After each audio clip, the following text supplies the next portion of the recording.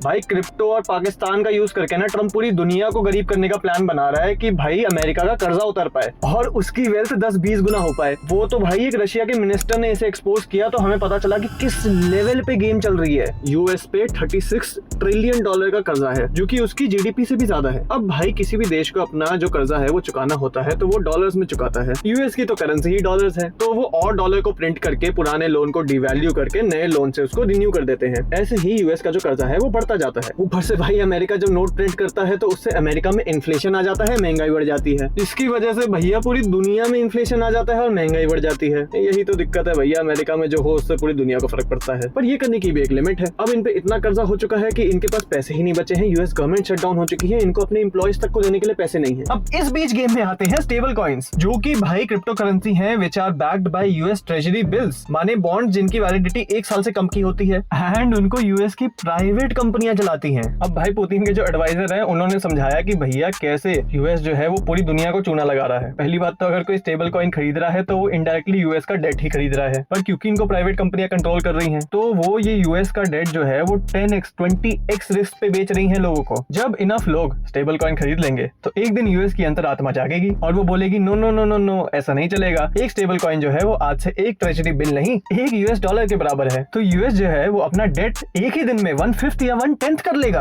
और भैया यूएस के लिए करना कोई बड़ी बात भी नहीं है। भाई इससे क्या होगा, डॉलर आइसोलेटेड रहेगा क्योंकि भाई स्टेबल कॉइन और डॉलर के बीच में पहले कोई रिलेशन है ही नहीं। और अमेरिका का कर्जा जरूर चुक जाएगा at the expense of all the stable coin holders in the world. पूरी दुनिया में अमेरिका गरीबी फैला देगा पर अपना कर्जा चुका देगा। ये फाइनेंशियल फ्रॉड ही तो हुआ। अब भाई ट्रम्प को तो बिटकॉइन भी बहुत पसंद है पर यूएस गवर्नमेंट डायरेक्टली बिटकॉइन खरीद नहीं सकती क्योंकि यूएस में कुछ भी नया होता है तो वो पहले प्राइवेटली होता है, बाद में गवर्नमेंट उसमें जाके इन्वॉल्व होती है। तो भाई ट्रम्प के बेटे की कंपनी बिना रुके क्रिप्टो करेंसी खरीदे जा रही है और इन्होंने पार्टनर किया है पाकिस्तान के साथ जहां पर बनी है क्रिप्टो करेंसी काउंसिल। इनका काम है बस भाई बिटकॉइन को पंप करते जाओ ताकि इनके बेटों के पैसे बने और यूएस गवर्नमेंट को फीजिबल लगे बिटकॉइन में इन्वेस्ट करना ताकि वो इनकी कंपनी की 10-20% स्टेक ले ले जैसे इन्होंने इंटेल में लिया था। और पाकिस्तान का ये फायदा है कि भाई इनको टेरर फंडिंग के लिए अब आईएमएफ से भीख नहीं मांगनी पड़ेगी, सीधा बिटकॉइन में पेमेंट ले लेंगे जो कि भाई बाद में जाके ट्रेसेबल भी नहीं होगी। तो भाई दुनिया में गरीबी बढ़े, टेररिज्म बढ़े, ट्रम्प को क्या, अपना काम बनता, भाड़ में जाए जनता।